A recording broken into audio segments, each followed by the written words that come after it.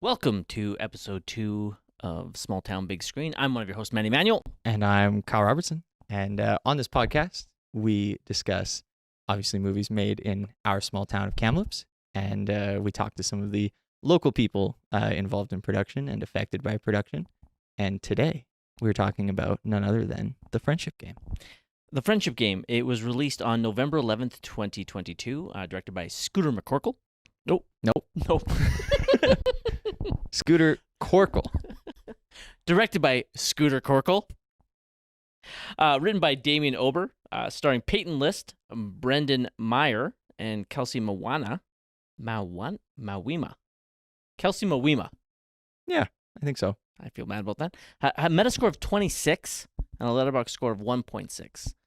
Filmed here in Kamloops, British Columbia. The plot: a group of teenagers in a small town discover a strange object that tests the strength of their friendship.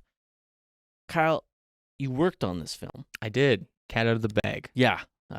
Full disclosure. That you worked on this film.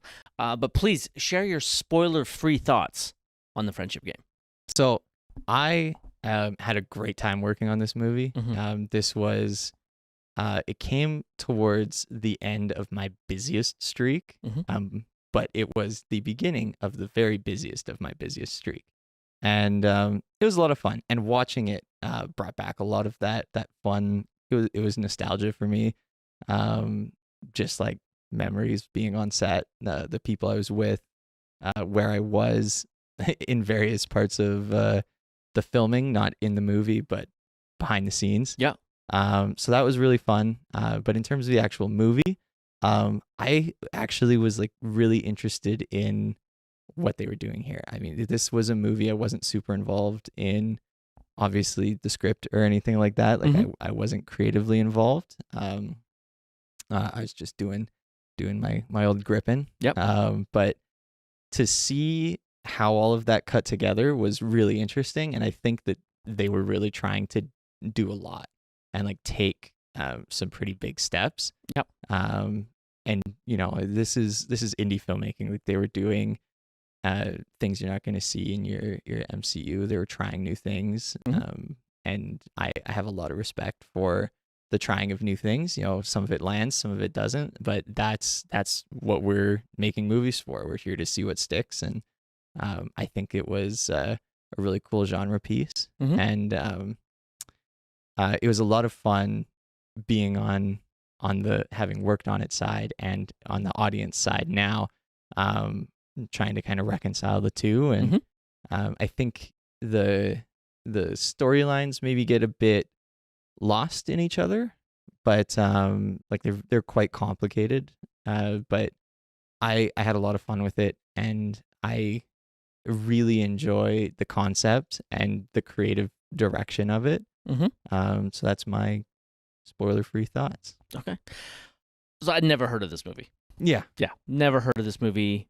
Didn't even know it was being filmed here in Kamloops. I'm not in touch with the film community, so unless it's a major motion picture, a la Power Rangers or when Jurassic World Dominion was here, I'm probably not going to hear much about it unless somebody I know ends up working on it. So I was hesitant and unaware even what genre the movie was, and then when I found it was horror, none too excited, as I am not a horror fan at all. But I started watching it, and I won't lie, the opening credits were really good, and I found that for the most part, for the majority actually, the acting was a lot better than I was anticipating. Found myself very surprised at the level of acting from the 4 main characters. There's a 5th, the younger man whose character name I can't remember. Kyle Jr. Oh, of course you would remember it. Yeah. I got confused a lot on set from that. That's fair. He's okay. But the 4 main protagonists in the film, I think, are really, really good. And I was pleasantly surprised by that. The plot of the movie I found to be a little confusing, not by the fractured narrative, because they kept it's a nonlinear storytelling. That doesn't confuse me at all, but I just found I'm unsure at exactly why things are happening and what exactly was happening. So I'm not skilled enough to offer a solution to that problem, but it was a problem, and it led to my enjoyment level being reduced pretty dramatically. But for the most part, I was pleasantly surprised. Going into the movie with a Metascore of 26 and a letterbox of 1.6 has your expectations pretty low. And I won't lie, it was definitely exceeded those expectations. Yeah, spoilers for what I'm going to be saying and talking about later. I don't think it deserves that Metascore or that letterbox score. I can agree. Yeah, I for think the most part. Yeah, I kind like I get it, Mm-hmm. but personally, I just don't see it like that. Yeah, so that's fair. All right, let's get into the next section, our 5 favorite things. We've decided that on even-numbered episodes, this being episode number 2, I will go first, and on odd numbers, Kyle will go first. So no more rock, paper, scissors for those who really liked that last time. That's out the door. So what we're going to do here is we're going to talk about our 5 favorite things in ascending order. We have ranked them, right? Perfect? Yep. Perfect. We're going to go in ascending order. We're going to go back and forth. I'll do my 5, and then Kyle will do his 5. So my number 5 thing that I enjoyed the most about this movie is actually the opening credits. I was very pleasantly surprised at how well they were done. They really set a nice tone for the movie that stuck, for the most part, throughout. I really enjoyed the graphics, which were a higher quality than I was expecting. So, opening credits, my 5th favorite thing. Nice. Yeah. Yeah. No, this opens like any other movie that you might go see in theaters. Mhm. I'd say like it's strong. Yeah. Yeah. All right. Can't argue with that. Perfect. What's your number 5? My number 5. Usually I would separate this out into individual performances, Mm-hmm. but I'm actually going with the overall acting Oh, I for like the that. whole movie. Damn, that's a good answer. Everybody. I was so impressed. Even like you already mentioned Kyle Jr. Mhm. I think the actor just wasn't given that much to Mhm. do in comparison to the others. That's fair. I think he did really well with what he had, and I think the other, like the main 4, Mhm. killed it. Like I was really impressed. It made me want to go like find more of their work. Mhm. You can kind of fall into a trap really easily in the indie horror genre of like just relying on cliche and Yep. kind of tropes of the genre to get your acting, to where it needs to be for whatever particular project. These guys are very dramatic and hitting all of the notes. I agree. And yeah, they're doing a great job, emotionally speaking, and their range throughout the film is just awesome. Yeah, I Yeah. concur. I'm really upset that I didn't pick that now. Like I said in the spoiler-free discussion, I really was impressed by the level of acting from the main characters in this film. That's a great answer. Number 5, good for you. Yeah. All right. Right. My number 4, let's see. Oh, this is when they're playing the friendship game and they finally get to Rob. Mm. And Rob's innermost desire was to be good at sex. Yeah. I really enjoyed that because are they supposed to be, they're in high school, right? Yeah. Yeah. Right, because I think it's their last year in high school because one of the characters is heading off to college. That is 100% what my answer would have been. Yeah, that's a young man's answer. Yeah. For sure. And let's be honest, it's an old man's answer too. It's almost every guy's answer. Yeah. Every guy really wants to be good at sex. Yeah. And He doesn't even say like he wants a lot of it. He just wants to be good at it. Yeah. You know? He wants to be known for being good at it. Yeah. And I found that admirable and relatable. Yeah. So, tip of the cap to old Robbie Robs for his answer there. Nice. Yeah, that's my 4th favorite thing. Awesome. What do you got for number 4? Number 4. So I went with the concept and creative direction. So I took kind of like just the idea, the basic idea, and it gets compared a little bit to something like Hellraiser. Never seen it. Okay. But just the concept of people playing a game. Mhm. It's a thing you have to touch, and bad things happen. Similar to a Ouija board. Yeah, there you go. I have experience with a Ouija board. Yeah? Yeah. Nice. Not cool. Not cool. Awesome. No, We'll get into that off air. disagree. But yeah, no, I like the steps that they're taking and making like this dramatic style of horror. I enjoyed that they weren't doing something that's been done 1,000 times. That's fair. They're taking risks, and some of them pan out, some of them don't. I've said that already, but I think overall, I have a lot of respect for choosing to take those risks instead of playing it safe. And when you take something like, I'm sure this script has been waiting for someone willing to take those risks, because it's a good base story, and it's a good like execution of that vision. I would say like the creative direction is really there, and Scooter Corkle, I think, takes this where it needed to go. And I respect that, and I love seeing those risks taken. And people can say they like it, people can say they don't like it, but you're not gonna walk out of it and just forget about it. You know, like you're gonna clock that there was some risk taken, and like it or not, I appreciate that. I know it's not everybody's cup of tea, but it was nice to see. Perfect. That's a great answer. Thank you. All right, moving on to our podium picks. Our podium. Yeah, number 3. My number 3. Let's see what I got here. Ooh. 3. Oh, this was easy. Number 3, Fun Factor. Fun Factor. They filmed inside Fun Factor, and within a nanosecond of the first shot, I'm like, that's Fun Factor. Yeah. I was so excited. I love Fun Factor. Yeah. And having a daughter allows me to love Fun Factor without having me worried. We go there. We don't go there as much anymore, but it's only because we're so busy in the summer. We'll be going there a lot more. I love Fun Factor, the bumper cars. She goes into the laser maze, which is awesome. Actually, I guess that's the laser tag. Yeah. Because they do have technically a laser maze. Yeah. So the laser tag, where I have dominated people numerous times. There used to be a laser tag place just down the hill from us. Yeah. Near the old Greyhound station. Yeah. Yeah. I won't lie. I'm going to pump up my tires here. I dominated. I was really good. They had a high scoreboard. Yeah. I was always in the top 5. Wow. Always. Okay. Yeah. Good for you. It was wicked. I remember one year I had my birthday party there. Yeah. As like an almost 30-year-old. Like, that's how much of a loser I am. But because I went there so often, the owner closed the store early for me one night. And me and all my friends got the place to ourselves. We paid a fee for the whole night. He's like, you guys play until you get tired. Wow. So we had the whole place to ourselves. And then the last game, when everyone was getting really tired, the owner was there. The owner was there, and one of his employees who knew us because we went there so much. We played for money. Everyone put in $5, and whoever had the highest score at the end got the whole thing. Nice. That was me. Good for you. It was awesome.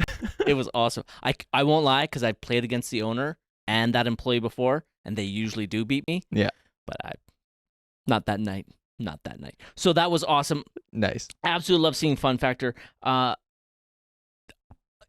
Obviously, it's the same thing we mentioned in the previous episode when we were talking about Power Rangers is, and I'm sure it obviously happens in every movie, but when she leaves Fun Factor, she comes out the back door of somewhere downtown in an alley, and it made me laugh. Yeah.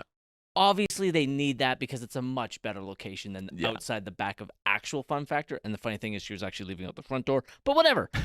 It's all things you only notice when you live in the city that it's being filmed. Yeah.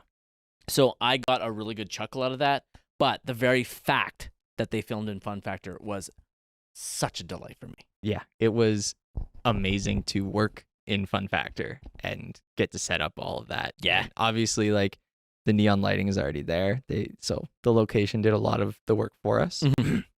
But it was really cool to film in there and just get to kind of hang out. You know, that's a spot I went a lot as a kid and teen and all that, and had a lot of fun there. And then to get to work there, and also like the place has evolved so much. Yes. Like from when I was a kid, they had this like separate back room for birthday parties, and they don't have that anymore. It's kind of more, it's still separate but more integrated, and that gave them space for bowling alley, bumper cars. They did like the blacklight mini golf. All that stuff was awesome. Yeah. Like just to see that business grow and expand, and then to get to work in it on a movie as a grown adult was really cool. That's and wicked. seeing it on film was really cool as well. Yeah. Yeah. All right. Your number 3. My number 3. My number 3 is the cinematography. Look at you just taking all the technical stuff. Yeah. So don't mean to, Did you pat just my own back or anything. Wow. I did help, obviously. The DOP, whose last name I'm forgetting, but his first name is Farhad. Okay. He did an awesome job, and he is an incredible human being. He's Nice. so, so, so kind, and helpful and nice, and he like talks to everybody. You don't get that in a DOP all the time.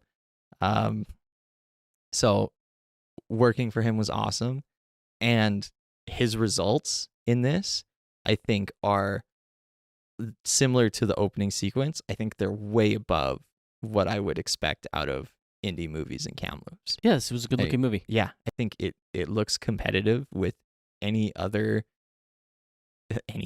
movie that I would watch on a streaming service or anything like that. It has no and it looks good. There's some really cool shots and really cool lighting.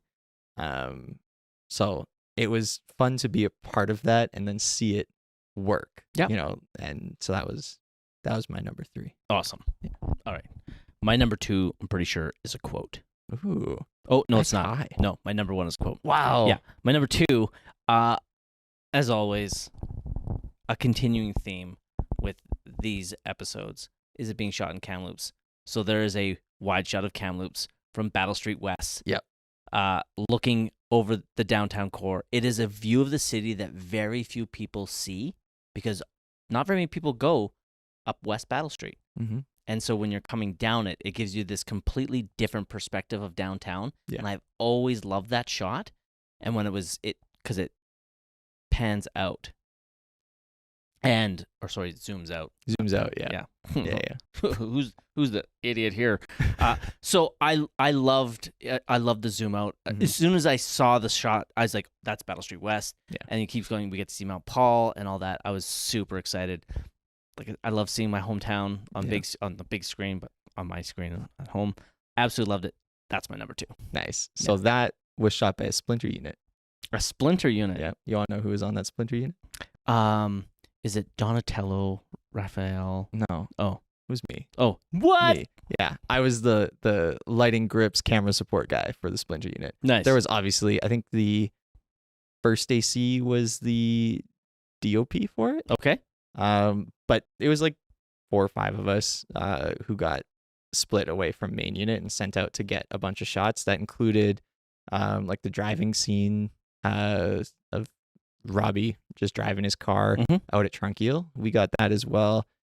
We got some of the stuff of the missing posters, like a lot of the kind of connective B-roll we went out and got, but that was one of the shots. Nice. And while we were doing it, I thought it was a great shot, and I thought it was really cool. And it was the first time I had thought of the city from that angle. So that was interesting. And we had all our permits, and that was fine. But we were really trying not to block traffic.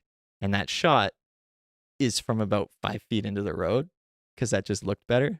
So we were trying to time ourselves, even though we had our permits, we were trying to time getting in and getting the shot without interrupting anybody. And we did it. Nice. Yeah. Well done. That was cool. Sweet. Yeah. All right.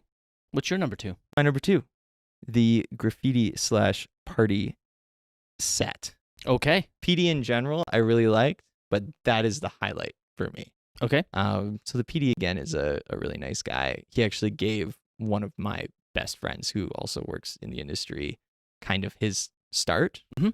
Just one quick thing. Yeah. You're using a lot of acronyms. Production design. That a lot of people may not know. Yeah. I do. Yeah. But an average person might not. So you might just want an average person. An average person. An above average person is the only person listening to us right now. I doubt it. Is that because we're listening back? Yeah. Yeah. Okay, so the production design, I thought was really good, specifically in the set with all the graffiti out at Trunkiel, Padova. we touched on episode 1 how I feel about it being called Padova, so Yes. AKA Padova. But I thought that was awesome. It's a moment where the community really comes together. That was all painted by local artists. I don't actually even know if they were like paid to do it. I think it was more of a, here's a space, open reign to any graffiti artists that want to come by, and they killed it. Whether or not they were paid, they killed it. Oh, I agree. I thought it Yeah. looked fantastic. Yeah, that whole set is awesome. The funny thing is, I actually didn't know it was filmed at Padova because of the graffiti. Yeah. Like I was like, I had no idea where that was. So it was really cool, and it's that like bright light blue building right in the center. So yeah, that was a really cool experience to get to work there. My grandparents both worked there as psychiatric nurses, so getting to work there 60 years after closing, 50 to 60. That's creepy.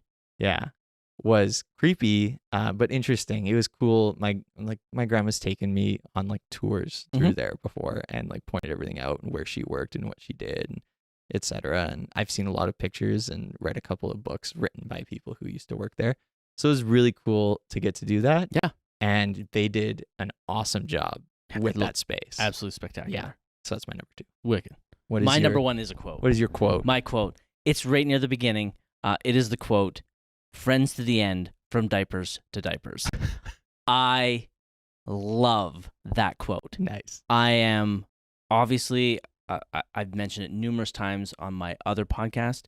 When it comes to friendship, specifically male friendship, stuff like that really resonates with me because of how close I am with my friends. This is a group of 3 women and a man friendship, but it's still a friendship group, and I have very close friendships with a lot of females. And that quote, "From diapers to diapers," just got me right here in the heart. I was like, that is a wicked quote. That's really good. That rocketed right to the top right at the beginning. Nice. And I was like, I don't think anything's going to knock this off its perch. And it stuck. King of the hill. There you go. Friends, was it Friends to the End? Yeah, Friends to the End, from diapers to diapers. That's awesome. My number 1 You can thank favorite thing. Damien Ober for that one. I will. Nice. If I ever meet him. I met him. Nice. He was on set for a little while. He was very focused. Yep. Nice guy though. Very nice, but very focused on what was going on. Sweet. At the time, my key grip tried to get me to talk to him because he knew I'm trying to be a writer. So he tried to get me to talk to him, but laser focused on what was going on until lunch, and then he's talking to everybody. Sweet. But yeah, he was really, really good at what he was doing as a writer on set, and he was really nice as well. Perfect. Very, very fun to watch him work. My number one, the rooftop scene at Tranquil amidst the party when Robbie and Talking about multiple universes.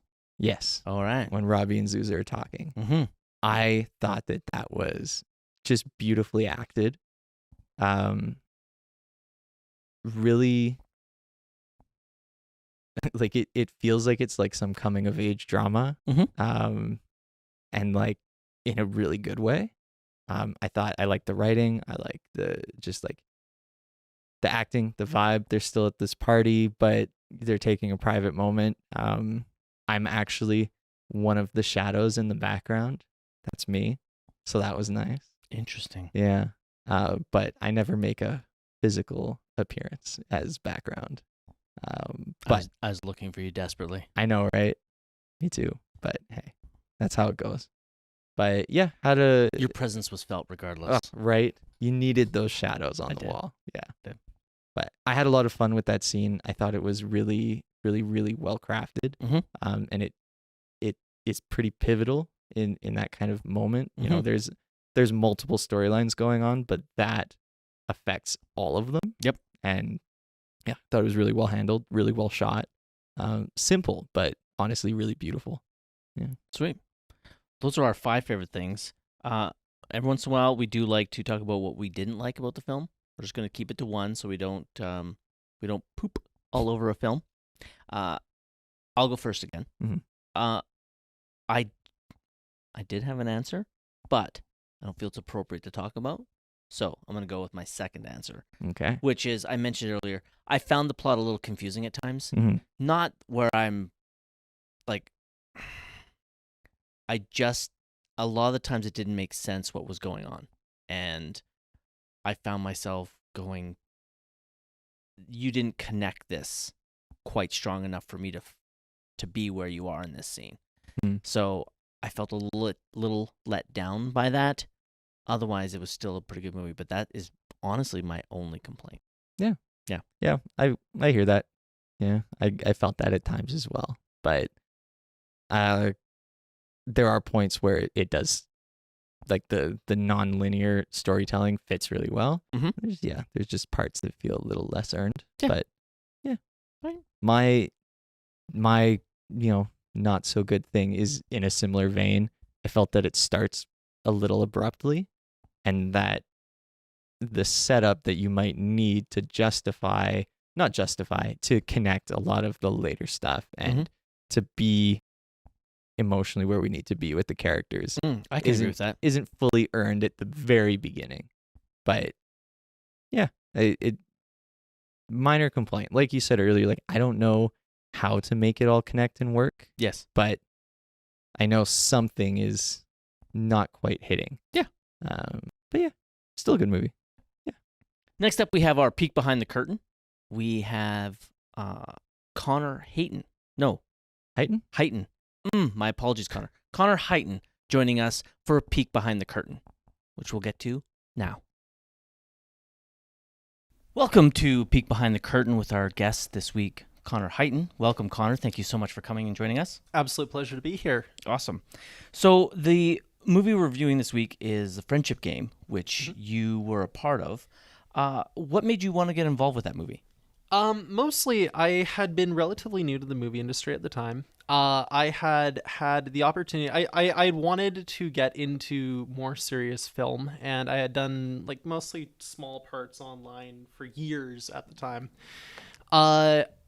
There was kind of like a side posting. It wasn't even really like a main posting in my agency. It was just kind of like, there's this horror movie that's filming in the middle of Padova, and I heard Padova, and I just lit up. I was like, yes, I don't care what movie it is, I'm doing it. It turned out to be a really good decision, though. Friendship Game ended up being this really interesting. It was one of the things that got me into a more serious film, which is ABC's Bones of Crows, if you know that film. Yeah, mostly just curiosity, I guess, above all else. Nice. Sweet. Yeah. Did you enjoy your experience? Was your part only out at Padova? Only out at Padova, yes. Yep. I had coworkers at some of the arcades in the area who did film shoots around like the middle of their building, but for the most part, I filmed in Padova in middle and back half of the building. Yep. If you know the area, right out towards the grasslands. Do you want like more elaboration or go as specific as you'd like? Fair enough. Yeah. So in Padova itself, there's this large scale. It's like a mental health facility as far as I'm aware. Yeah. And in this place, there was a bunch of essentially like, if you look at it as a square, you have the back wall in this section here. It's a bunch of dorm rooms and then a big open corridor. Yep. And then you have a massive courtyard in the very center there. They had three scenes that I took part in. One in that open corridor with all the windows leading into like the main passageways. One in the hallways leading into those dorm rooms, and then one in that central courtyard and the adjoining room. Okay. So mostly the outside and inside of the building. And the dressing was all done by local graffiti artists. Like, what was it like to kind of be in that atmosphere? It was interesting. So am I allowed to talk about that? I think I'm allowed to talk about this. Listen, I have friends who knew the owners of Padova, and I have been in that building before it was dressed. There was glass everywhere. You had like screws and nails and random shrapnel everywhere. You couldn't walk 2 feet without hurting yourself if you weren't careful, right? It was always more of a caution thing. the dressing of that building, the way that they managed to clean up was incredible. I walked in there and it looked like a completely different building. They had painted graffiti all over every available surface, the floors, the ceiling, the walls. There were like custom designed like furniture for the area. They had like full DJ kits set up in the back rooms towards some of those further scenes. They had like vehicles that I didn't even know how the hell they got them into the building, but they did. It was interesting. It was a total transformation. How much time did you spend out there working on the movie? 16 hours? 16 hours? 14? I lost count after the first date. That's fair. Yeah, that was a long day. I worked on the friendship game as well. Okay. I was in the grips team. Right. And I knew you were, once you walked in, I was like, you're familiar. Yeah. I definitely recognize you. I talked to you. I think so, yeah. Once or twice in passing. Yeah. Now that you mention it, I Yeah. kind of figured. But yeah, that was a long day, and yeah. I just remember like props to all of the BG who stuck it out, because it was also late. It Like, was we started rough. late and went long. Oh yeah. But yeah, no, I think have you seen the movie? I have. I've looked at it. I've watched it a couple months after it first came out, mostly because I was trying to show my friends some of the scenes that I was in. I was blurred out in every single scene I was in. However, it was really cool because I got to show them like, oh, this is where this happens. This is where this happens. I have like anecdotes from this place and this place, right? Like, it was cool because watching it back, it was kind of like, oh, this is how it all came together, Nice. right? Versus it just being a bunch of disjointed like things during filming, right? It's a funny movie when you actually watch it. I expected it to be a lot more serious than it was, but I also looked at it through the lens of a B movie. And as a result of that, it turned out to be a lot more humorous than I ever expected it to be. I don't know necessarily if that was intentional, but it was fun. It was awesome, honestly. Good. Yeah. What did you find surprising about being part of making a movie? Oh, honestly, I didn't realize it to be nearly as involved as it is. Like, everything that you do. I know that in other interviews and things like that for film, they usually say this, but every single role has a person behind it. The way that people move their hair, like that they style their hair, the people who do their makeup, the people who do clothing, all of those are different crew. You have guys handling, as you said, grips, who do the lighting and the structural work. Everything has its own place. And all of those people are invaluable. You lose one of them. You remove any one of those positions, everybody else has to compensate and the whole thing falls apart. Or it just doesn't run as well, right? It's cool how it all kind of works as one giant engine, and every person acts as a gear in that machine and keeps it flowing. Cool. Yeah. You did mention that you did work, led you to working on Bones of Crows? Is that Yes. right? Have you found work anywhere else? And is it something that you could want to consider doing going forward? I would love to consider doing more extra work going forward. As it currently stands, I haven't found anything in film, but I've done a little bit of voice acting work here and there. I have a friend who works out of Hollywood who does voice acting, and he's helped me like do some smaller roles here and there in passing. Nothing that like would be super high profile like ABC again, but it was a great experience. I'd love to do it again. Nice. Awesome. Yeah, I just wanted to ask, kind of, did you feel that the production, I mean, you were saying you had some experience with that location before production came in. Did you feel that they kind of left it better than they found it, or would you say it was kind of a give and take? I definitely think the process of them setting up really helped clean the area. Walking around the building, I didn't have any major fears. If there was a filming location, they thoroughly cleaned everything. There was no broken glass or any like real problem points after they started filming there. I'd say they definitely left it better than they found it. The graffiti, I'm not sure about. I wasn't really there after they finished recording, so I don't know if they cleaned everything up, but I think as far as I can tell, it they did a much better job than how they originally went into the building. Nice. Awesome. Do you feel that the Kamloops area is a nice place for people to come and make movies? Yes. Yeah? Instantly. Why yes. do you think that? Kamloops is a wonderful city because it is this really incredible mix of, in the winter you have tons of snowfall if you're lucky. It is a semi-arid desert. You have lots of hoodoos and mountains and hills all around us. Great for Western movies, great for anything like spaghetti Western even. And then you have grasslands inside of that. You have desert off in the distance a little bit, and then massive forests all the way up there. Incredible variants of different filming sets and locations, all kinds of places. Additionally, it's just a nice town to be in. I don't think I've ever met somebody who is against filming happening in Kamloops.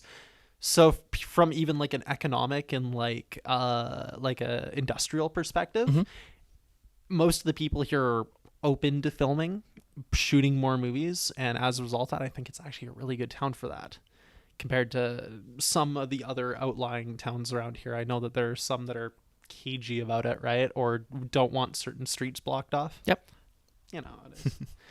Yeah, everything's for sale for film here. Yeah.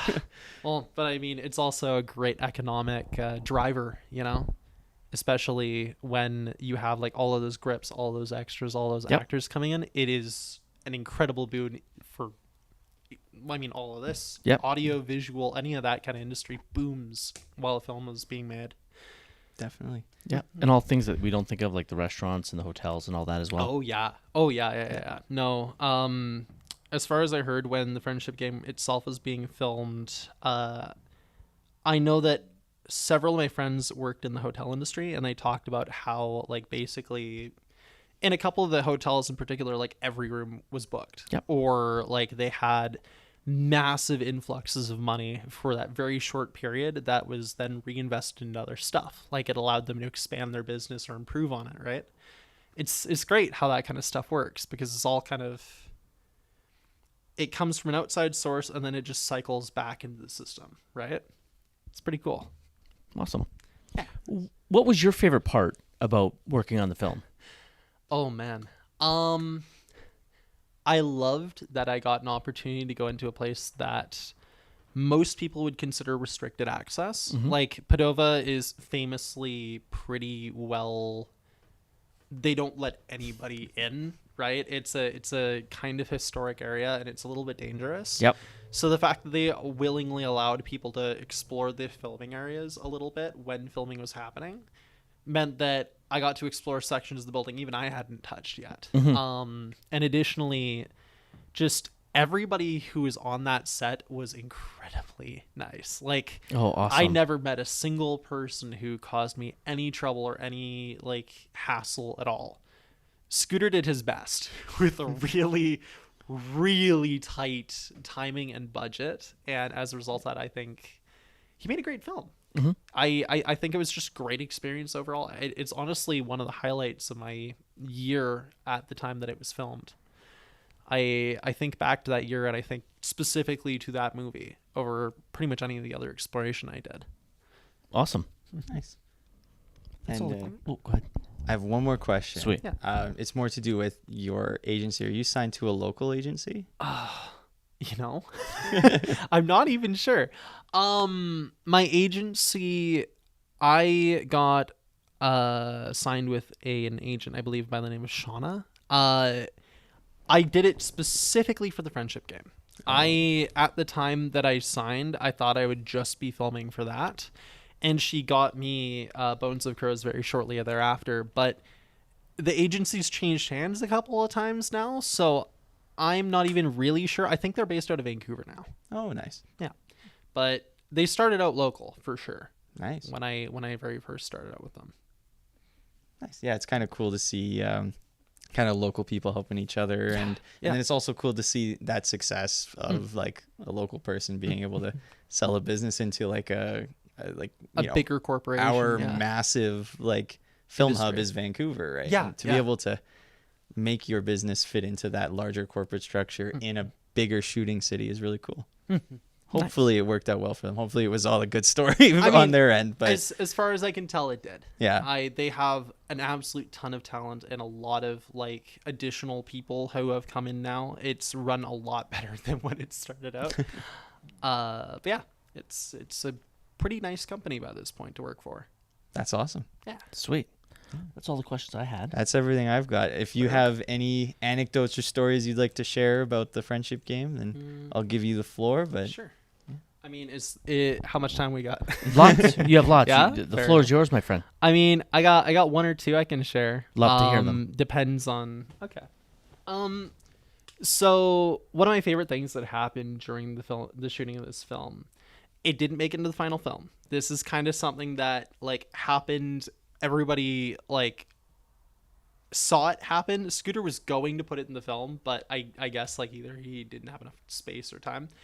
But it was during that like long hallway scene. There is a car that like crashes with a bunch of the main characters in it, and there's like basically there's a bunch of people in the background that are like clinking bottles and moving past. I was one of those people. And at the time, me and the other extra who were working on set, we had made it our goal where every single time we passed each other, we'd hit the bottles together a little harder, because they're made out of I think like either a glass or a hard plastic, and we kind of were wanting to see if we could shatter the bottles during the film. But we were doing that like a couple of times, and every time it was slightly different. Every time you had a different take. And then one take in particular, we moved to go to each other. We basically reached each other, and out of this side room, we hear like a flapping of wings and a screech, and a black shape tears across the room and out into the courtyard and disappears. Gets like all of the actors' hairs, like Scooter jumps and like ducks down. All of the lighting and the grip people like jump back, and we're all like standing there very confused. We're like, what the hell just happened? You know, like looking out the window. And it turns out it got perfectly caught on camera. Like the whole thing was like they were doing the side on shot, and it happened to perfectly capture this bat tear through the hallway, scare everybody witless, and then zoom towards the camera and disappear. And we all just kind of stood there for a couple of seconds. We were like, huh. And then we kept filming. But at the time, Scooter was talking about how he wanted to try and incorporate that in somehow. He didn't end up doing it, of course, but it was fun to see that happen at the time. Another really cool thing, and I think I'll just leave it on this one because it's kind of it's more so entertaining than anything else for everyone except for me. When we did the friendship game, you did grip work for it. You remember the dancing. Yeah. You remember the nightmare that was like 40 takes of dancing, right? So we were assigned as revelers, right? That was our whole job. We were supposed to basically be partying and like drinking and dancing and stuff.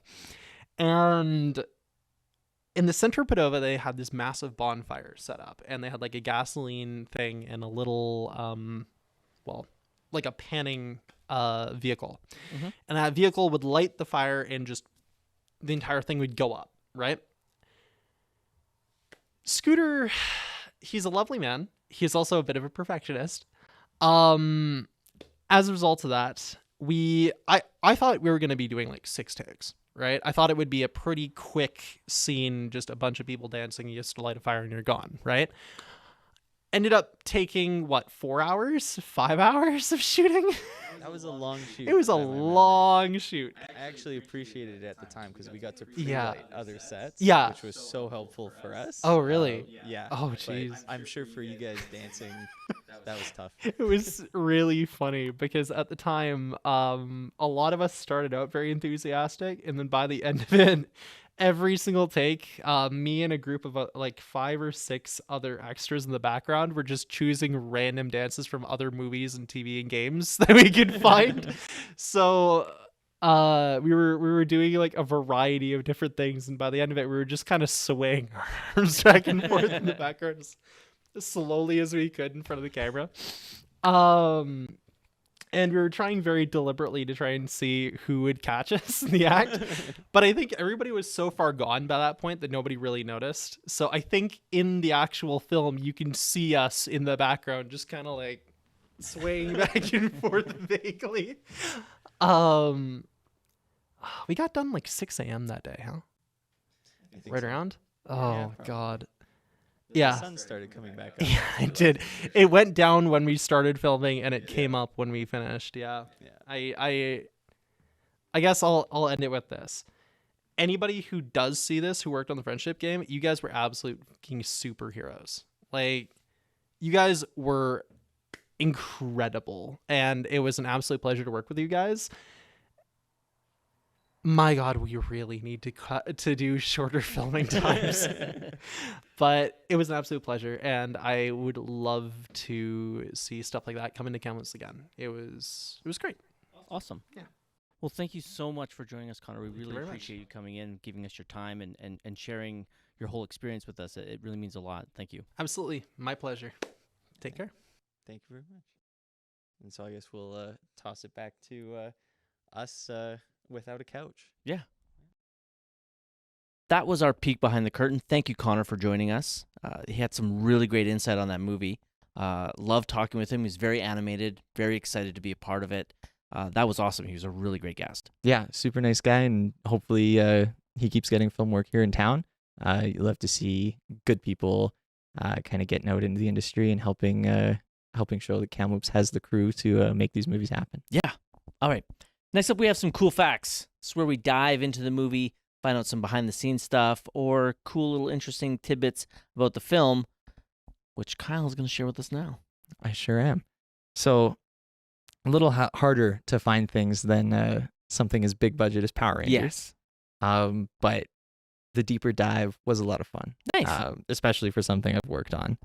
The first one, I think, is the biggest kind of exterior information that this movie has. But Bella Thorne was originally locked as the main character Zuza and had to back out due to scheduling constraints. Yeah. I legitimately don't know who she is. I know, but she did a Disney stuff, I think. Okay. I think she was Disney for our age group, and she does a lot of kind of indie horror. I think she would have fit really well in this. Not that Peyton List didn't. I'm really happy with Peyton List being in this movie. She does a really good job. But yeah, I can definitely see why Bella Thorne was originally locked for this and considered for this part. Very much in her modern wheelhouse. Okay, a quick check. She was in a movie I have seen once called The Duff, but Oh. I don't remember her from it. And obviously a lot of her Disney Channel stuff I wouldn't have watched. So yeah, don't know who she is. She could walk in the door, no clue. Fair enough. So this is a quote that I have from Scooter Corkle, who was interviewed by Jez Stoker of Borrowing Tape. So thank you, Jez, for this interview and for the information I'm about to share. That was Scooter's words. Nice. Peyton List read the script over the weekend immediately after it was sent, and they were in conversation about the film by Monday. I think it was sent on a Thursday, Friday. So they found a very tight window in Peyton's schedule, and they locked her in for that, and that was the shooting schedule. Sweet. Based off of her availability, I'm kind of assuming. So Corkle goes on to say, this is direct quote, "Indie schedules are intense, and Peyton was all the way down, a total pro, and very open and collaborative with everyone." Oh. And I can attest to that. She was very kind. Oh, sweet. I yeah. love that. She was awesome. Really great energy, very professional, but it's not like you're having side conversations with her on set. But outside of set, very nice, and yeah, very, very pro.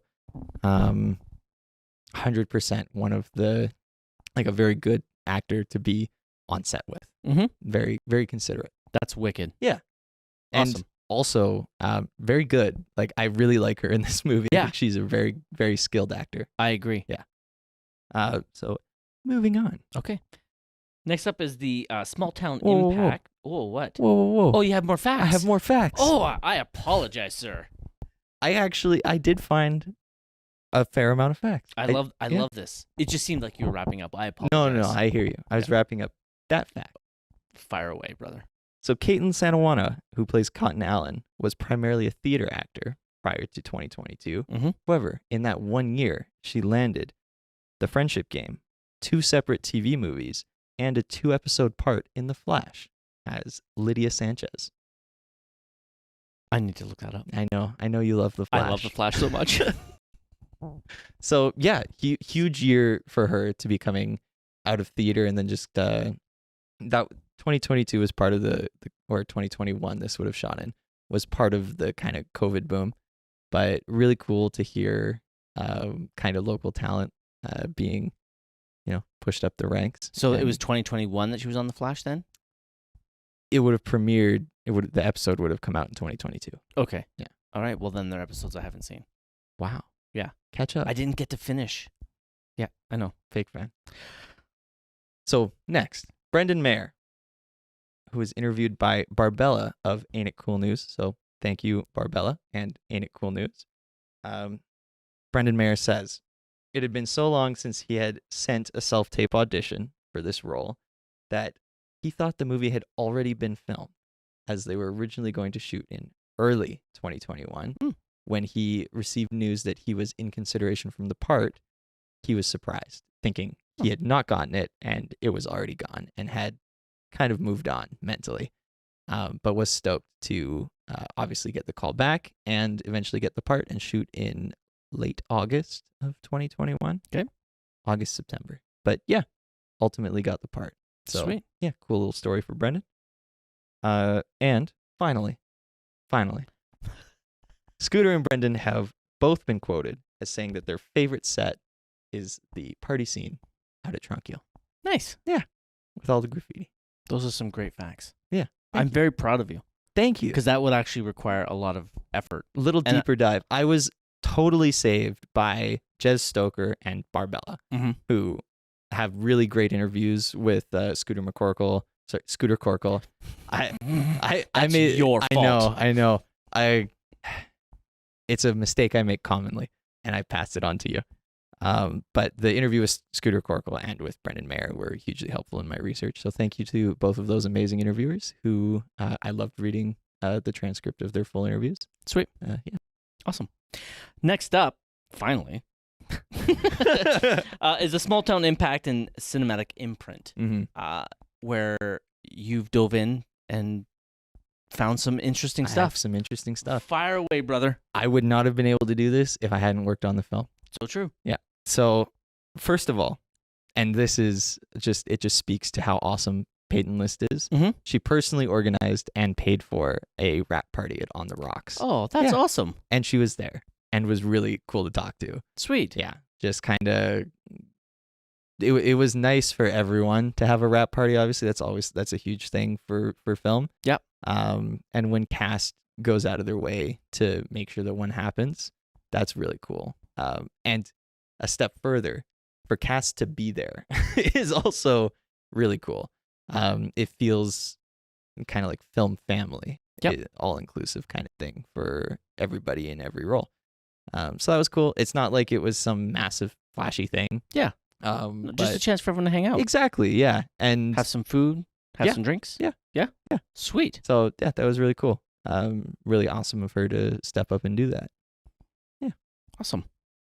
Moving forward, I reached out to Terry Hadwin at the TNFC, and she provided me with a really beautiful quote from an anonymous resident. Oh. Yeah. So this resident lived near, I'm assuming, one of our main sets. Okay. And they said, the company was very good at providing the neighborhood with updates and whether there would be any changes to their schedule that would impact the neighborhood. After living many years in Vancouver, seeing other productions in process, I would say that this was very low impact shoot for our neighborhood. I would not be concerned if the same company wanted to film here again. Oh, that's delightful. Super awesome. Well done. Yeah. So, we did get a person on the show that was not happy. But every once in a while you get people who aren't happy. So it's nice to hear when people are happy. You know, without going into too much detail, the person that was not happy this time was very clearly in the wrong, and was corrected by local authorities in that. But it's nice to see that, you know, the impact for everyone in general was nice, and that's what film tries to do for the most part. If you're doing it right, you're trying to be low impact in terms of people's lives and high impact on their economy. Yes. That's the goal. And that's what ultimately makes filmmaking possible, is not burning people and locations. And, you know, so it was really nice to receive that quote from Terry, who again is so helpful in my research for these episodes. The TNFC keeps great records on past films. So glad. Thank you to Terry for Thanks, that as well. Terry. I have another quote Fire away. from Jez Stoker's Jez. interview from Jez Stoker of Borrowing Tape. So Scooter says, the space itself is an abandoned sanatorium that amazingly gave us permission to graffiti the whole thing. And local street artists in the community came out in spades and went to town. This was all our production designer Richard Simpson's dream. Not to mince words, but seeing it all come together was just plain badass. Ooh. Yeah. So, direct quote. But it was awesome to work on that. We've talked about it a lot. That's the set out at Tronquil, Padova. It was kind of a local gem to get all of that street art to come together. And that production designer, Richard Simpson, kind of seems to have been the one that made it all happen. So, yeah, just a further point to the amount that I think everyone involved really loved that. And the director obviously really loved that. So props to the Kamloops street art community for coming together and helping a movie out. Sweet. And next up, this is just a quote from Scooter as well. Again. So the city of Kamloops and the communities we shot in were great to us and really allowed each of our days to count. We're indebted to their generosity and the local crew of sweet humans who gave us their all. So as part of that local crew, that was pretty cool. And one of the sweet humans. Sometimes. You're a sweet human. I try.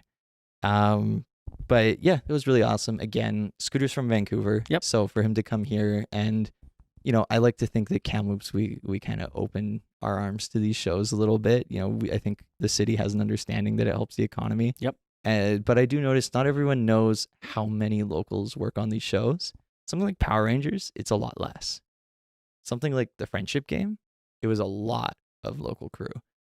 I would say almost most of the entry-level positions were filled by locals, which is the majority of your crew. Yeah.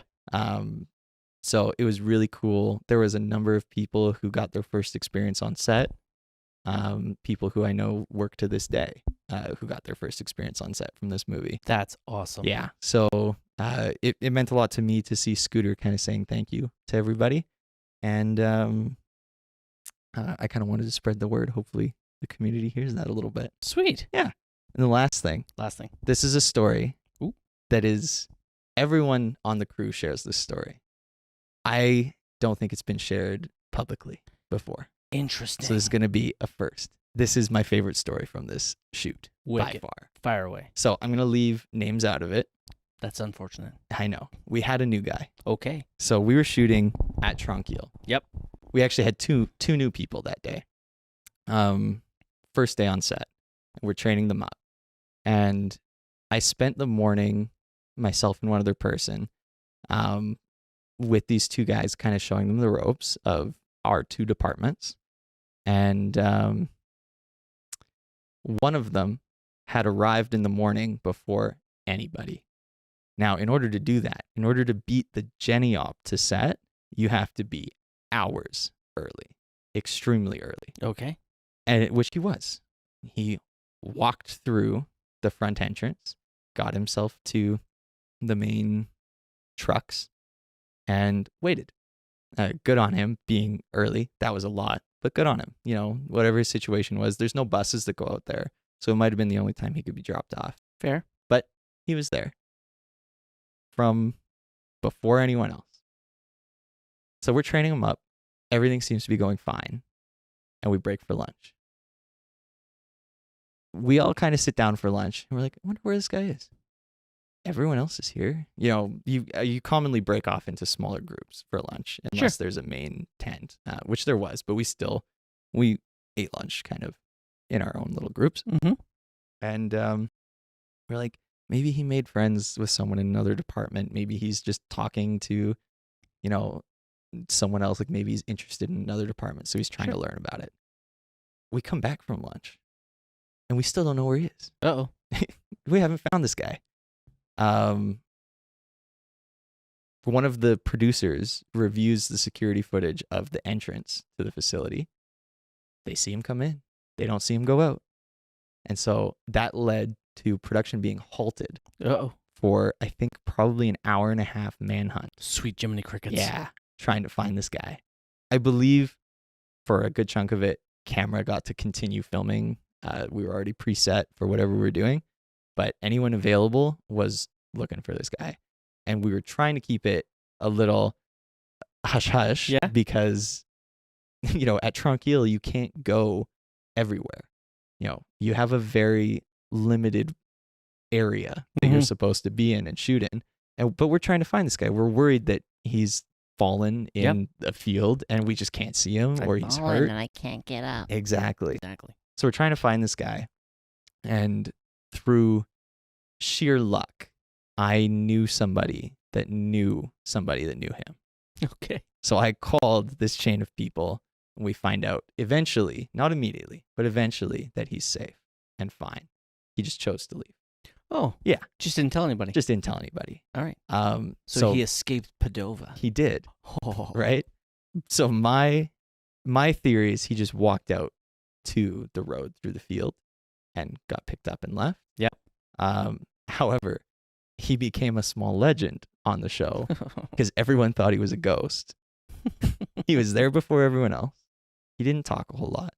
He was nice, but he didn't talk a whole lot to other people. He talked totally normal to me. But Are you saying he's Bruce Willis? yeah, he was dead the whole time. Yeah. But yeah, just disappeared. Literally just disappeared into thin air. Nobody saw him leave. Not a single human being saw him leave. So on the camera coming in,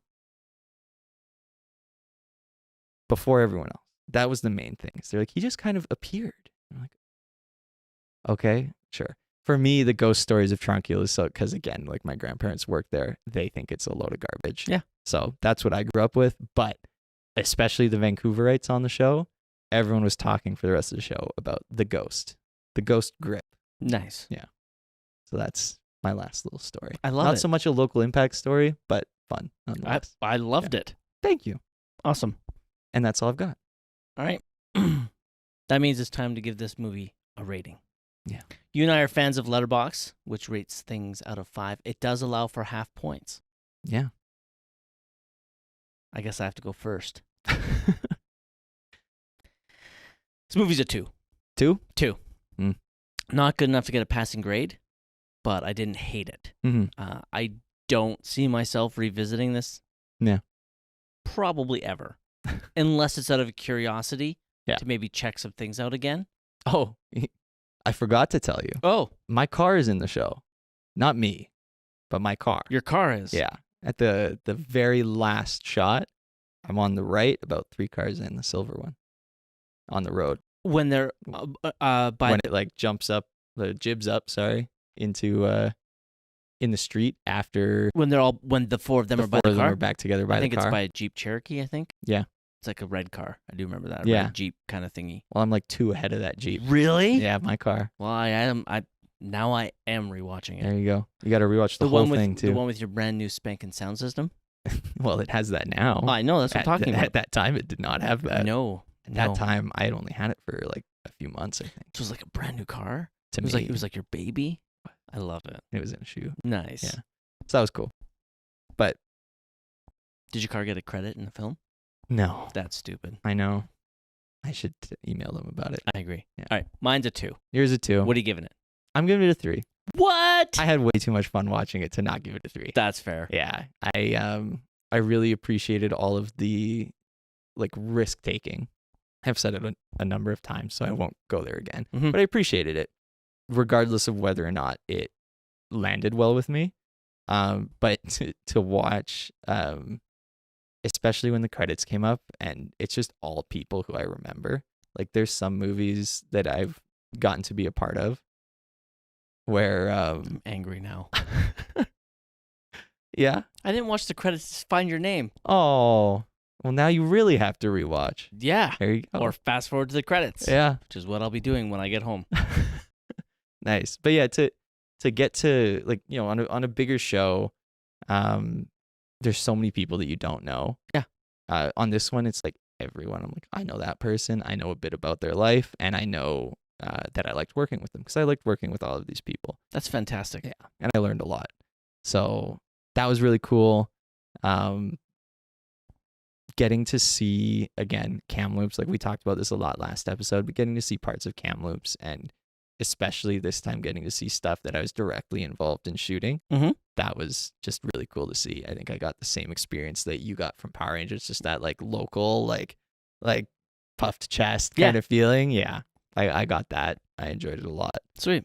And again, I'm just going to say the acting, because that's a huge contributor for me. The acting is really, really good. Yeah. I was really impressed. Oh, I'm so glad. So 3 for me. Yeah. Wicked. Yeah. Our social media. Our social media. So you can find us with some version of Small Town Big Screen on Facebook, Twitter, and Instagram. Or you can email us directly at smalltownbigscreen.pod@gmail.com. We look forward to hearing from you and interact with us in any way that you would like to. And we will likely interact back. But yeah, that's it for us. All right. That's it for Small Town Big Screen. I'm one of your hosts, Manny Manuel. And I'm Kyle Robertson. Adios.